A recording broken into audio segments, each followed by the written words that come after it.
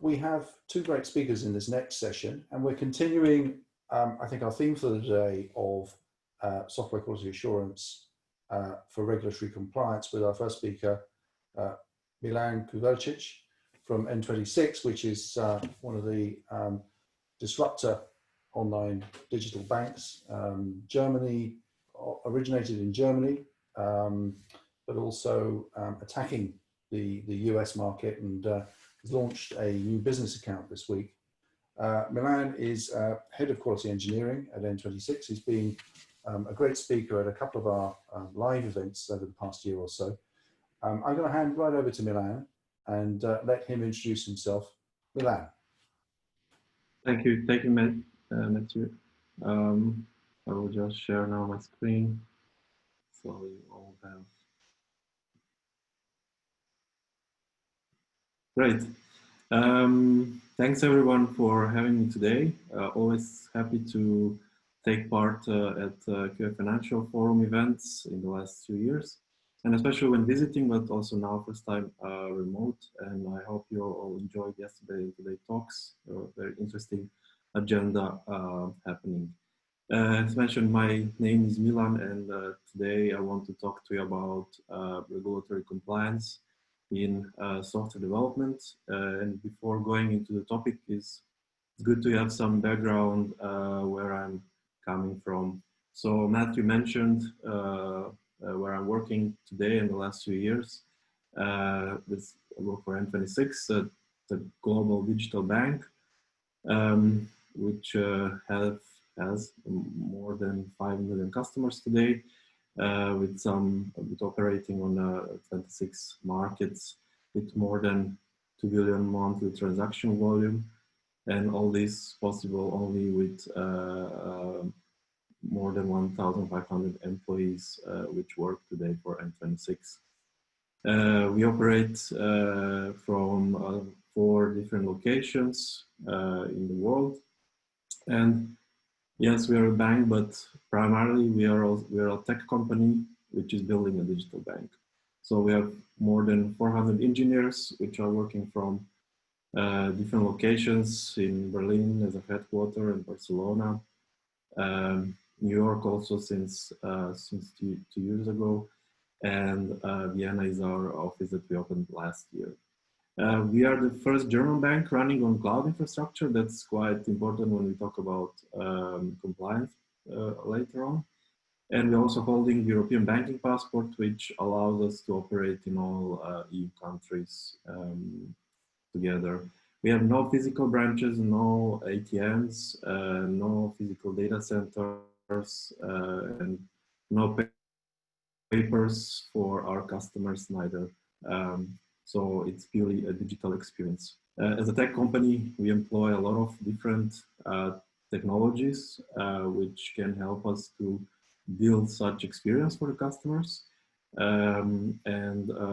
Also, I will mention some of them later on where they are playing an important role also in compliance. As well as we are talking about QA, there is a certain test tooling portfolio that we are using to help us having a streamlined testing process as well. What I'm doing there, so I'm head of quality engineering and regulatory technology, and in my role I'm working and helping development teams to build the highest software quality, but using good practices and techniques and leveraging tools that I mentioned before to help in various processes like automation of testing processes, the software delivery basically. I'm also running a RegTech group which consists of several smaller teams which are employing the set of processes, professional profiles, and also technology stack to guarantee good regulatory compliance practices. This is my Twitter handle if you want to get in touch, or I also have some small web space where I'm putting my talks whenever I find some free time. So what I want to talk about today is regulatory compliance, and what is this? I think it's very popular nowadays. It's having good trends, especially in the fintech world. So basically, it's a company commitment to rules and regulations and guidelines with regards to its processes. So it's not just for fintech industry, but also to any organization which is regulated by pretty much the same regulations. But when you talk about fintech, it's quite important because we are dealing with customers' money. It touches every business out there. So basically, regulatory compliance is important because it sets a compliance framework for the company in which all the regulations can be set, policies can be written, and process can be developed further. The lack of it can result in either a loss of reputation, business secrets exposed, a loss of money from attacks or fraudulent behaviors, or different fines from the authorities. What is important for one organization is to get it right, is to increase the awareness and understanding, to invest in building the compliance culture, and to implement processes and guidelines, which are quite important as from one side, they need to meet regulatory requirements, but also on the other side, employees, and in this case, I'm particularly putting the accent on engineers, need also to be involved and to make sure that we keep agility as a modern way to develop software in our process. So what constitutes to regulatory compliance are streamlined processes and its controls to validate that they are followed, and of course technologies employed to implement those and have continuity.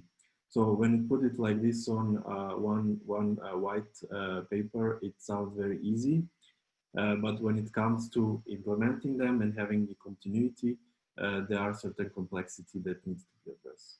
So back in the days, when the software engineers were developing software, there used to be a set of documentation produced right after the software is released or before, it depends. So there are certain standards like software requirement specifications, design specifications, test plans. So basically documents which are following certain guidelines from official international authorities like IEEE or PCI or ISO. But nowadays, with newer software methodologies, producing documents is a bit harder due to different ways of working in software development industry, due to team setup, to specific needs, to different profiles, development tool sets, and other ways how the code is built today.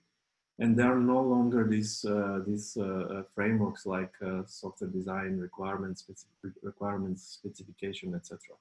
And that also different roles like software engineers, QA, product managers, and other members use different tools to track software development process. There is not so much accent on test management like it used to be, and all this together is not playing very well when it comes to compliance. Many of the teams don't see a lot of value in it, so it's a very complex thing to get it right. So the challenges are how to build awareness, so that this is important, how to develop a good and optimized workflows, and how to get to the shared understanding of everybody who needs to contribute to it. So building a culture of compliance is a continuous process that requires multi-phased approach where compliance becomes embedded throughout every area of the organization. And to start, organization needs to set up a defined framework on how they want their culture and compliance to be shaped, thus providing some clear sense of purpose in each or in which every employee is, in this case, and again, putting accent on engineers, is clear with the process, what is certain and what is required for them to achieve the end goal. And part of this building culture is having compliance as a consideration at every stage of development process, with compliance specialists helping engineers to understand how they can meet the certain organizational needs in this area.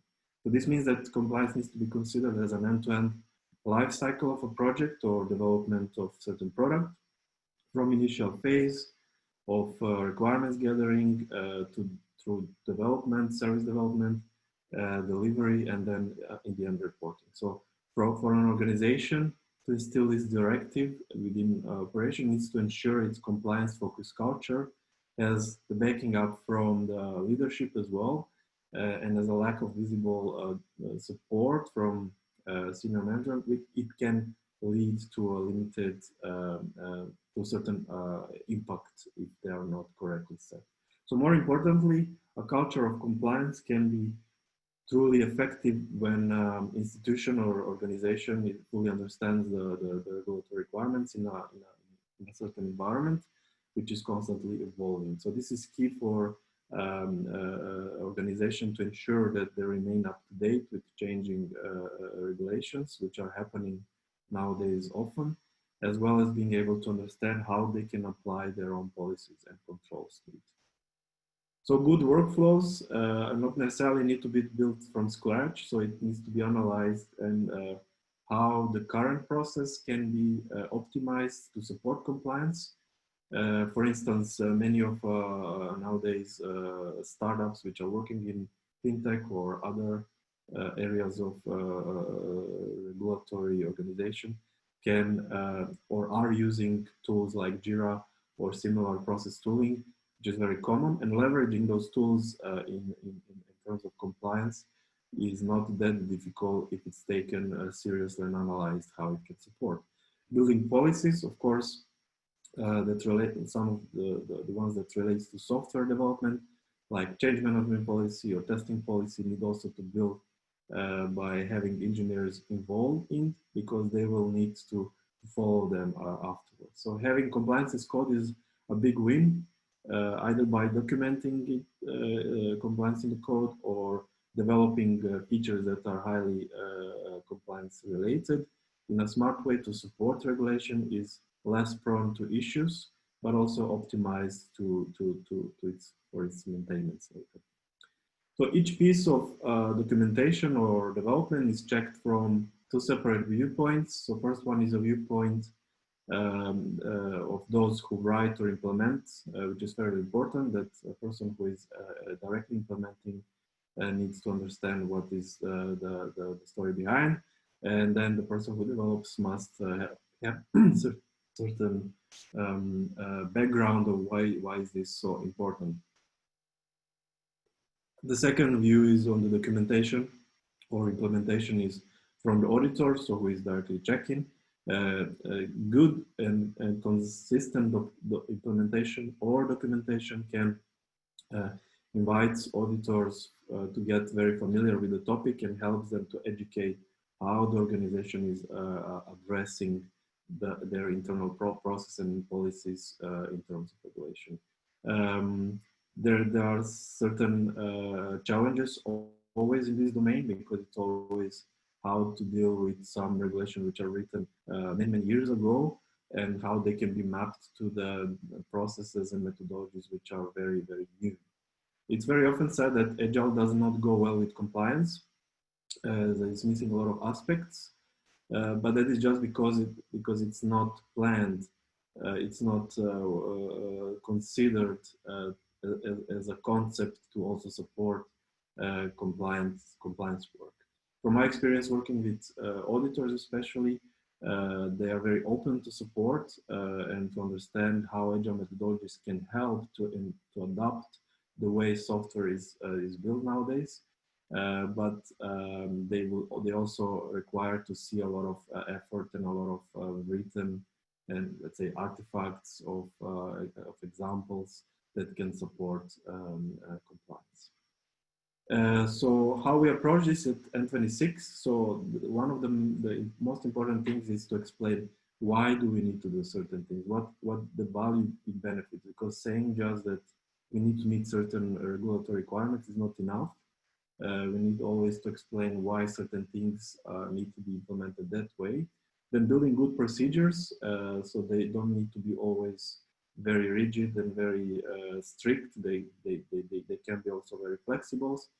This will also help to leverage existing tooling, so we don't need to always buy a specific solution which is either super expensive or it's not meeting or fitting the ecosystem of the technology that you're using already.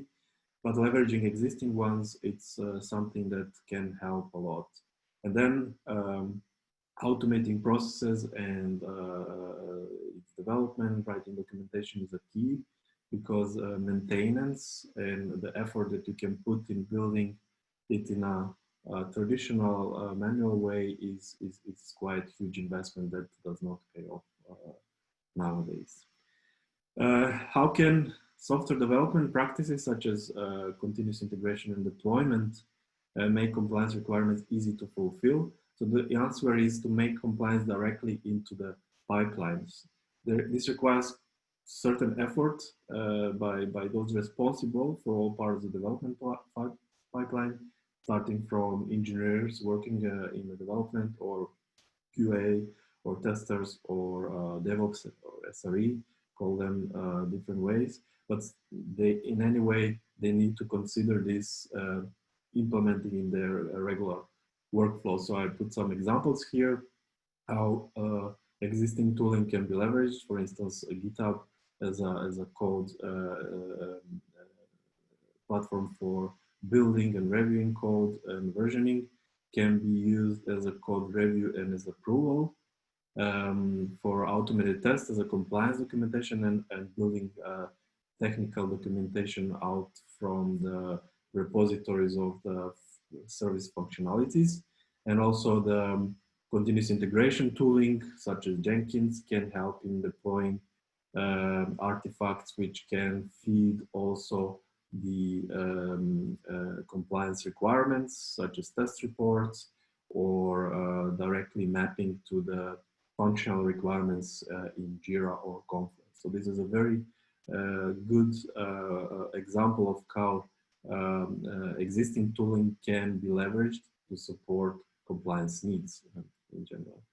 And then by taking responsibility outside of in the outset of the project, developers or other engineers can help to ensure application compliance is built into development process. As mentioned earlier, continuous integration provides an approach to continuously test your application throughout the automated testing integrated into CI tooling. And that very same can be done for also security and compliance testing, which plays a very important role in the IT compliance frameworks by integrating them into existing tooling. And this can be achieved by this, we can achieve several goals which are crucial to security and compliance. Those flows can be discovered, like compliance flows can be discovered by this earlier in the process. And as we know, even with functional bugs, everything that is discovered earlier, it's less expensive to fix it, and especially with compliance issues.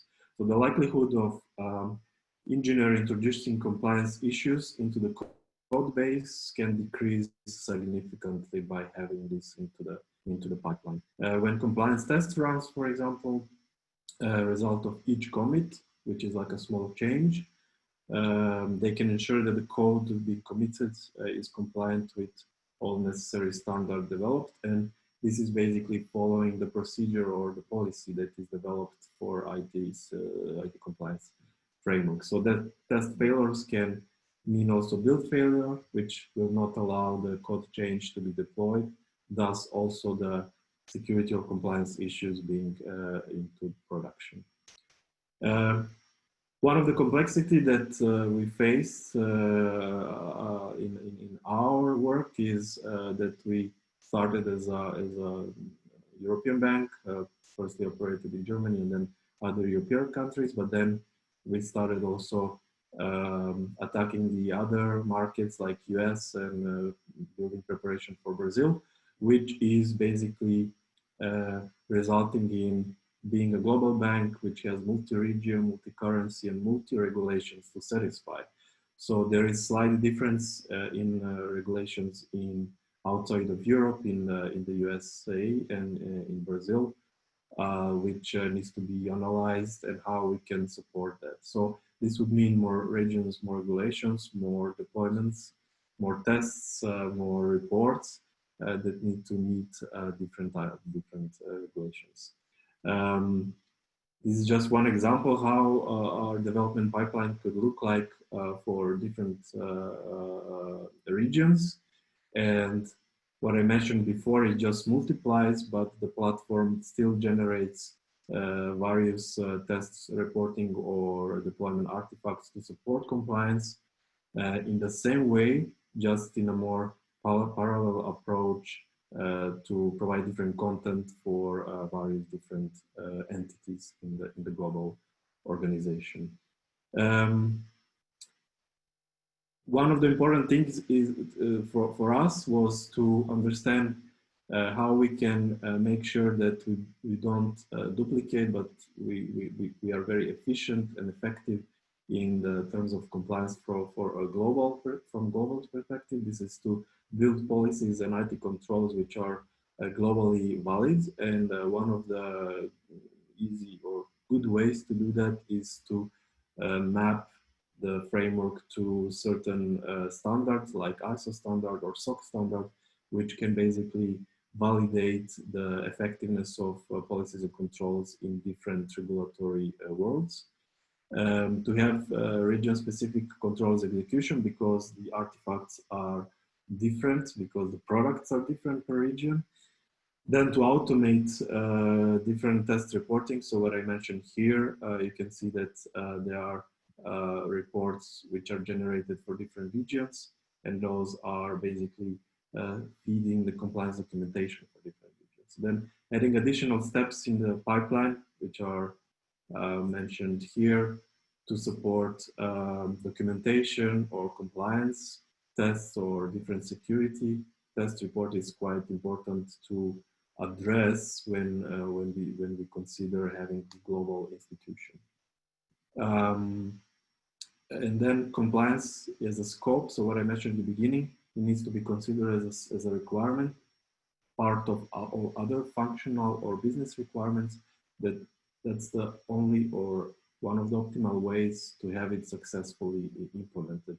Having a team ownership is something very important because this brings or builds accountability of the team which is building certain product to have also compliance as a part of it.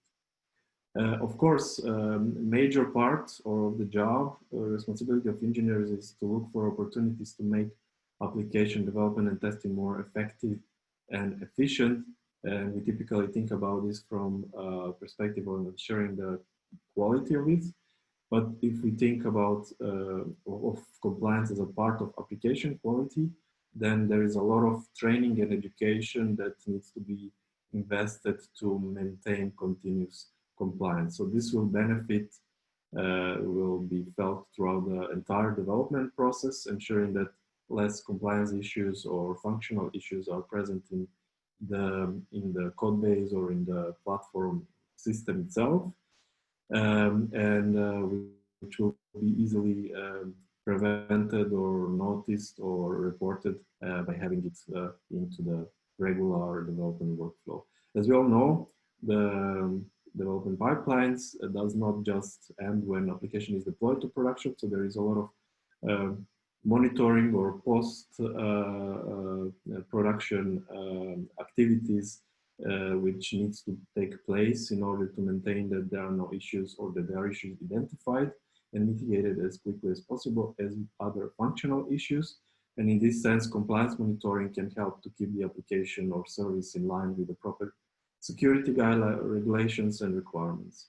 Then implementing audit logging and preventions that can help to identify these problems can bring development engineering teams a great amount of assurance and comfortability and peace in mind that customer information and the whole environment and process is protected according to the industry standards. So some takeaways is ensuring compliance requires participation of all members of the development teams and their accountability. We are talking about engineers, developers, testers, DevOps, also talking about product management that need to make certain efforts to craft compliance into the pipeline and the process. And it's as a result, it significantly decreases the chances of releasing non-compliant software. So having it in the definition of done is something that can really help not to miss certain things And then investing in automation of regular compliance checks like IT controls in the code or in the tooling can really benefit the whole organization in terms of investment and afterwards maintenance. So using technologies is quite important in terms of costs, efficiency, but also um, having people leveraging the current tooling that they use and also the knowledge that they don't need to build if they would use some new is quite effective approach in order to build end-to-end compliance in their workflow. I think that would be all from my side. This topic is quite huge. I could talk much more, but I needed to focus on certain aspects of it. So thank you for attention, and I'm open to questions if there are.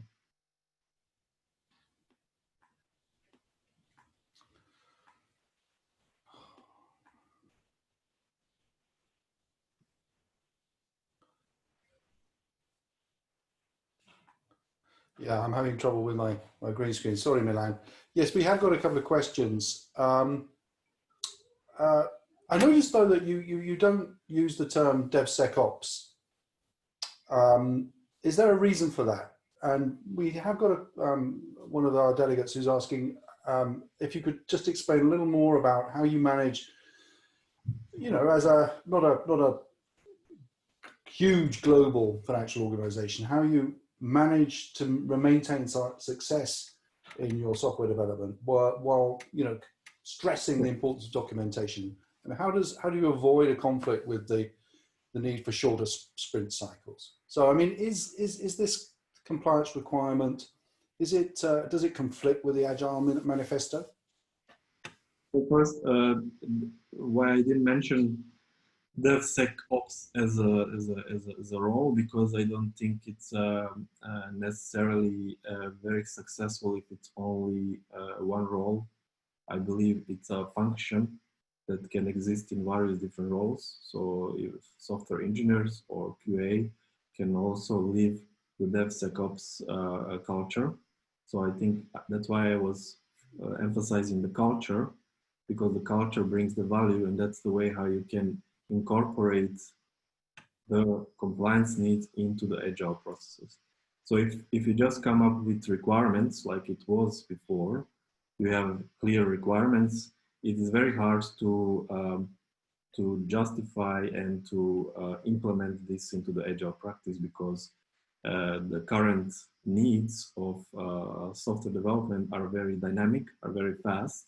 And if you come with a big chunk of compliance needs, they are very difficult to implement in small iterations.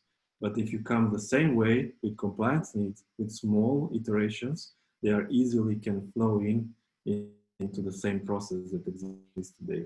Easily, I meant not easy to get the buy-in from your teams working on software development, but easily to implement as a similar type of requirements, just articulated a different way. So clearly, you're a German-based. Originally, N26 is German-based. You've built up in the European market. I believe you, as you said, the key to your strategy going forward is your development in the US market. You're going to be going into the Brazilian market, but the US market in particular, very compliance heavy. Different state regulations, as well as several different federal regulators that you have to talk with. Is there a way of cooperating with other financial firms, or importing somehow help with this documentation function? Yeah, there is certainly, but currently in the US market, we don't operate as a bank. We have a partner bank, which helps us with that needs, but still we need to make sure that we follow certain regulations in there as well.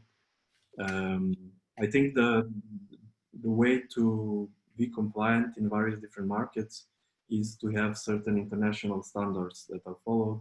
So it's either certification that you adhere, or just you build your compliance frameworks based on standards like NIST or PCI. And this allows you to operate in various different markets without additional investment that you need to put in those markets. That's why I mentioned one of the takeaways is global frameworks of controls or policies are basically opening up the rest of the world. Of course, when it comes to the audits, there can be surprises all the time because, for instance, US regulations are very detailed, while German regulations are very high level. So it's a different way to approach them and to govern, but still not super big problems once you have the framework in place and it's maintained and it works as it is. So it's much smaller investments to address this. Milan, thank you very much. We have to leave it there now. Thank you so much, Milan. Welcome.